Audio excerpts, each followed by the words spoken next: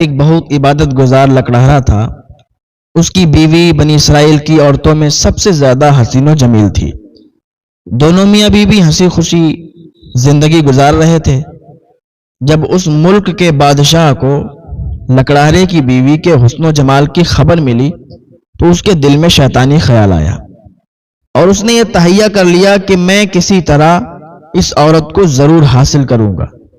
تو اس ظالم اور شہوت پرست بادشاہ نے ایک بڑھیا کو اس لکڑہارے کی بیوی کے پاس بھیجا کہ تاکہ وہ اسے ورغلائے، لالچ دے کہ اس بات پر آمادہ کرے کہ وہ لکڑہارے کو چھوڑ کر شاہی محل میں ملکہ بن کر زندگی گزارے۔ وہ مکار بڑھیا لکڑہارے کی بیوی کے پاس گئی اور اس سے کہا کہ تو کتنی عجیب عورت ہے کہ اتنے حسن اور جمال کے باوجود ایسے شخص کے ساتھ زندگی گزار رہی ہے جو نہایت ہی مفلس اور غریب ہے۔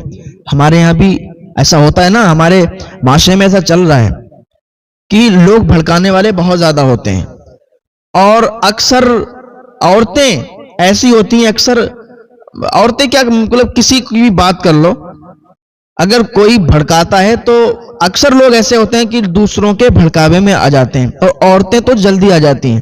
اگر ایک عورت کو دوسری عورت بھڑکا دے کہ ایسا نہیں ایسا، ایسا نہیں ایسا، تو بہت جلدی بھڑکانے میں آ جاتی ہے۔ تو یہ بڑھیا اسی لکڑہارے کی بیوی کے پاس گئی اور اس کو بھڑکانے لگی کہ تو کتنی مفلسی میں زندگی گزار رہی ہے، تیرا شوہر غریب ہے، نہایت ہی مفلس اور غریب ہے، تو تجھے آسائش اور آرام فراہم نہیں کر سکتا وہ تیرا شوہر۔ اگر تو چاہے تو بادشاہ کی ملکہ بن سکتی ہے، بادشاہ نے پیغام بھیجا ہے، اگر تو لکڑہارے کو چھوڑ دے گی تو میں تجھے اس جھونپڑی سے نکال کر اپنے محل کی زینت بناؤں گا، تجھے ہیرے جواہرات سے آراستہ اور پیراستہ کر دوں گا، تیرے لیے ریشم اور عمدہ کپڑوں کا لباس ہوگا، ہر وقت تیری خدمت کے لیے کنیزیں اور خدام ہاتھ باندھے کھڑے ہوں گے، اور تجھے اعلیٰ درجے کے بستر اور تمام سہولتیں مل جائیں گی، بس تو ایک غریب لکڑہارے کو چھوڑ کر میرے پاس چلی ہے۔ یہ بادشاہ کا پیغام ہے۔ بہت سی ایسی عورتیں ہوتی ہیں کہ ان کو برگلا دیا جاتا ہے، ان کو یہ جو ہے ان کے کان بھر دیے جاتے ہیں کہ تو ایسا کر دے۔ اور ہمارے معاشرے میں بہت ایسے گھر ہیں کہ بیچارے غربت زدہ ہیں، تو ان کی جو بیویاں ہیں تو ان کو بھی بھڑکانے کا کام کچھ لوگ کرتے ہیں کہ تو ایسے گھر میں آ گئی ہے، یہ تیرا خیال نہیں رکھ پائے گا، یہ تجھے خوش نہیں رکھ پائے گا، تو جو چاہے گی یہ دے نہیں پائے گا، تیری خواہشیں پوری نہیں ہوں گی، تو کیوں اس کے ساتھ رہتی ہے، کیوں زندگی برباد کر رہی ہے؟ تو اس سے طلاق لے لے اور اچھی تیری شادی ہو جائے گی، ہم تیری شادی کروائیں گے، ہم تیرا رشتہ لگائیں گے۔ اس طریقے کی کچھ عورتیں اور کچھ لوگ ایسے ہوتے ہیں جو برگلانے کے کام کرتے ہیں، ایک دوسرے میں پھوٹ ڈلوانے کے کام کرتے ہیں، رشتہ توڑوانے کا کام کرتے ہیں، ہمارے معاشرے میں بہت چلتا ہے۔ ہاں، تو اسی طریقے کا کام یہ بوڑھی عورت نے اس کے ساتھ کیا۔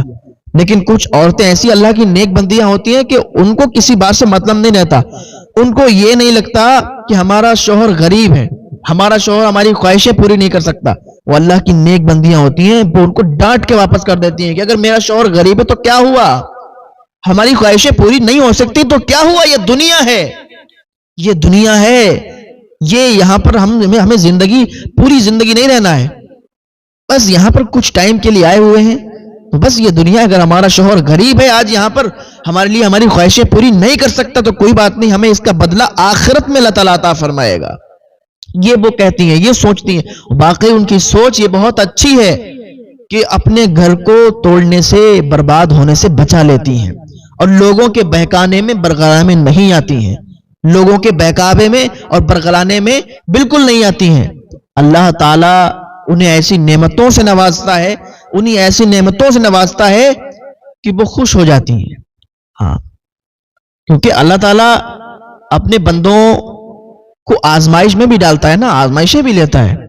آج اگر کوئی بہت زیادہ غریب ہے اور اس کی شادی ہو گئی تو اگر اسے کوئی برگلائے، کوئی بہکائے کہ ارے تیرا شوہر تو بہت غریب ہے، تو یہ بھی تو ہو سکتا ہے کہ کچھ دنوں بعد یہ بھی ہو سکتا ہے کہ جو آج غریب ہے تو وقت آنے پر وہ اتنا امیر بن جائے، اتنا امیر بن جائے کہ لوگ اس کے آگے پیچھے گھومیں، تو یہ بھی تو ہو سکتا ہے، کیونکہ اللہ جب عطا کرنے پہ آتا ہے تو پھر عطا کرتا چلا جاتا ہے، پھر اس کے خزانوں میں کوئی کمی نہیں ہے نا، جب وہ عطا کرتا ہے تو پھر لوگوں کے دامن چھوٹے پڑ جاتے ہیں، اور اس کی عطائیں کم نہیں ہوتی ہیں. اللہ پاک ہم سب کو سمجھ کی توفیق عطا فرمائے. تو وہ بوڑھی عورت کہنے لگی کہ بادشاہ نے تیرے لیے پیغام بھیجا ہے کہ تو اس غریب لکڑارے کے ساتھ رہتی ہے, تو اس کی زینت کیوں نہیں بنتی, بادشاہ کے محل کی رانی کیوں نہیں بنتی. تو یہ بھی ایسی ہی تھی, دنیا دار تھی. جب اس عورت نے یہ باتیں سنی تو لالچ میں آ گئی اور اس کی نظروں میں بلند اور بالا محلات اور اس کی آشائشیں گھومنے لگیں. اس نے لکڑہارے سے بے رخی اختیار کر لی اور ہر وقت اسے ناراض رہنے لگی.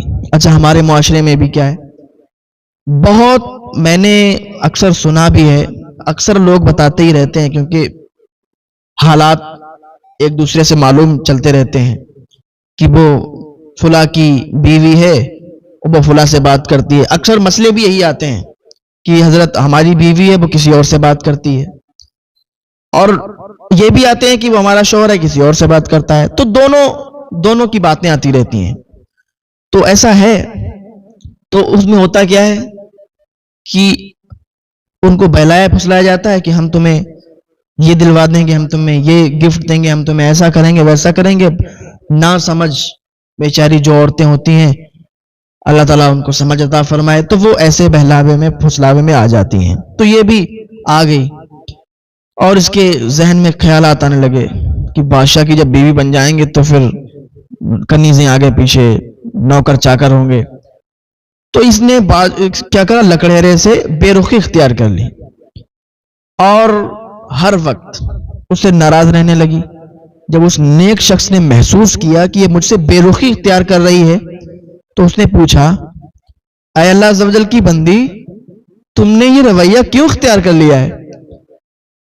مطلب میں تو کچھ بھی نہیں کرتا ہوں, آپ کو کبھی میں نے پریشان نہیں کیا, آپ کو کبھی گالی نہیں دی, میں تو آپ کے ساتھ بالکل خوش ہوں اور آپ کو کبھی تکلیف نہیں دینا چاہتا ہوں, تو آپ نے ایسا رویہ کیوں اختیار کر لیا؟ یہ سن کر اس لالچی عورت نے مزید سخت رویہ اختیار کر لیا. بالآخر لکڑارے نے مجبوراً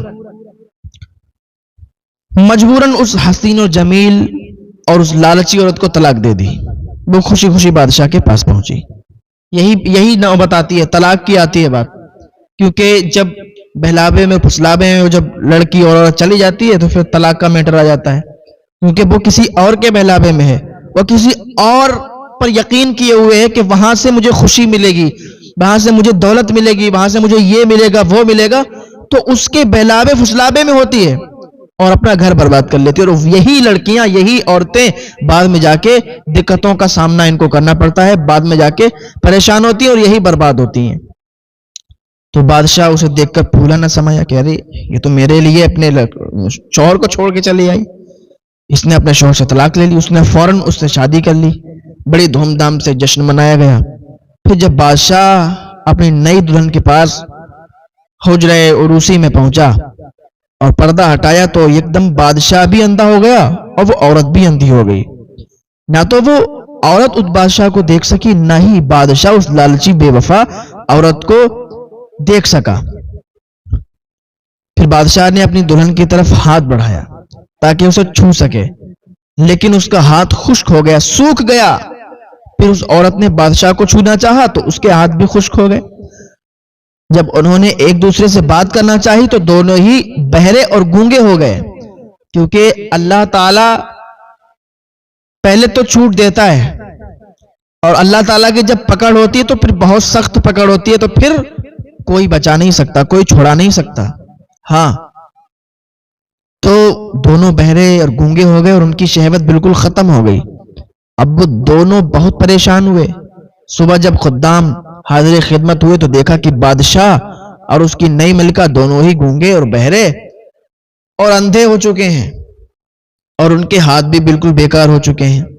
جب یہ خبر اس دور کے نبی علیہ السلام کو پہنچی تو انہوں نے اللہ عز و جل کی بارگاہ میں ان دونوں کے بارے میں عرض کی. تو بارگاہ خداوندی سے ارشاد ہوا, میں ہرگز ان دونوں کو معاف نہیں کروں گا. کیا انہوں نے یہ گمان کر لیا کہ جو حرکت انہوں نے لکڑہارے کے ساتھ کی ہے میں اس سے بے خبر ہوں؟ لکڑہارے کو دھوکہ دے دیا اس نے, کہ جو اس نے اپنے شوہر کو دھوکہ دے دیا, کیا اللہ تعالیٰ اس سے بے خبر ہے؟ اللہ نہیں جانتا؟